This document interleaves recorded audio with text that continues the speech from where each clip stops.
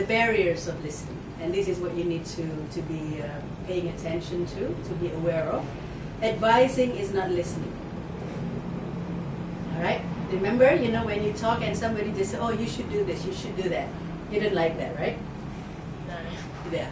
You don't like it when people tell you what to do, or you don't even ask for it. You just say something, oh, they want to fix you, they want to change you, they want to make you a different person. They tell you, give you advice. And advice is cheap. All right? So, that's my book. Yeah, this is my book. This is my book, but it's in Indonesian. The English one is going to come out soon. So, so the barriers of listening. One is advising. The other one is the big one I just mentioned to you earlier, stealing the thunder. Yeah. So when somebody speaks and you feel like, oh, I want to say something, calm down. Remember, if I do this, I'm not going to be listening. So that's the second one. And then the other one is, of course, judging or daydreaming, and you're listening and you perfected the body language. You look and listen.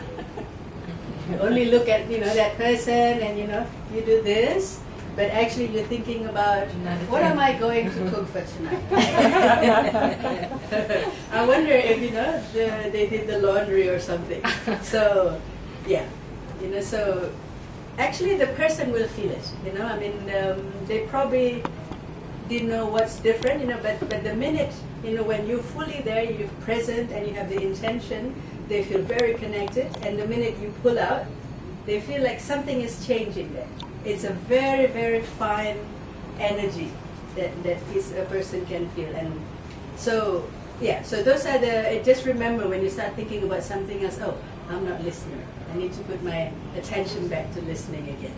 And then any thoughts basically, comparing, oh, they don't do it as good as I do, or I guess I'm not as good as they are. All these thoughts, comparing my kid, my house, my partner, my business, to what they're saying. That's all like the barriers in listening. And what else?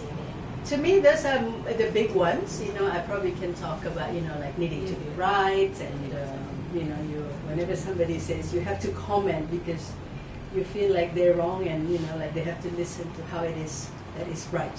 So those are more already into the addictions, the bigger addictions, emotional addictions, which in my bigger class I would talk a lot more. So, but just remember that whenever you want to fix somebody, whenever you want to tell them a better way to do, just come down. Just okay, I'm not listening here, and just wait, and even until they finish speaking. Sometimes they say, well, don't you have anything to say? Because you're not saying anything, right? But you can say, well, what would you like me to say? And they say, do you have advice for me? And if you want to get them to go even deeper to their own resources, you can say, well, what do you think you can do now? So make them think again. Make them go deeper.